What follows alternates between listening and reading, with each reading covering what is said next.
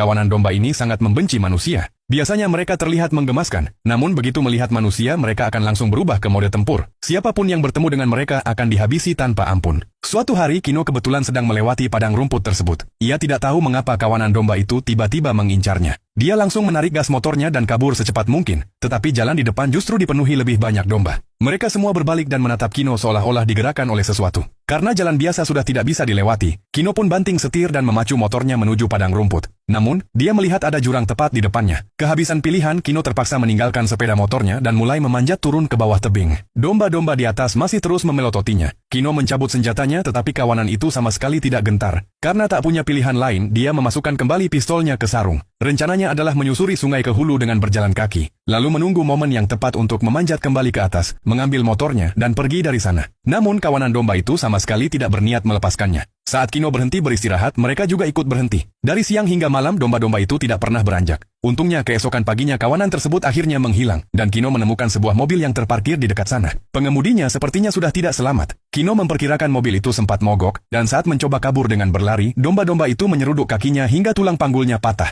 Setelah itu Kino menyalakan mobil tersebut dan langsung mengemudikannya ke arah kawanan domba. Suara mesin yang menggelegar mengejutkan domba-domba itu hingga terbangun. Domba-domba itu langsung menghantamkan dirinya ke mobil. Bahkan domba yang terpental pun tetap berusaha menghalangi jalannya. Domba yang datang justru semakin banyak, dan dalam sekejap mobil tersebut sudah terkepung sepenuhnya. Kino terpaksa mundur untuk sementara, tetapi kawanan itu mengejarnya tanpa henti. Bahkan ada seekor domba yang entah bagaimana caranya berhasil merangkak masuk ke dalam mobil dari belakang. Kino kemudian pergi ke tepi jurang, membuka jeriken bensin dari bagasi, dan menumpahkan bahan bakar tersebut ke rumput di sekitarnya sambil terus menyetir. Akhirnya dia melepaskan satu tembakan. Api langsung berkobar dan merambat ke seluruh padang rumput. Dalam sekejap, domba-domba itu terpanggang hidup-hidup, dan domba yang lolos dari kobaran api langsung ditembaki satu persatu dengan pistolnya. Namun tepat di saat itu, pemimpin kawanan domba melompat menerjang dan mendarat tepat di hadapannya. Melihat pemimpin mereka tumbang, sisa kawanan domba lainnya langsung menyerbu maju. Sadar situasi semakin gawat, Kino memanfaatkan gundukan tanah sebagai jalan darurat, lalu memacu motornya hingga melompati jurang ke seberang. Domba-domba itu pun jatuh satu demi satu ke dalam jurang yang dalam.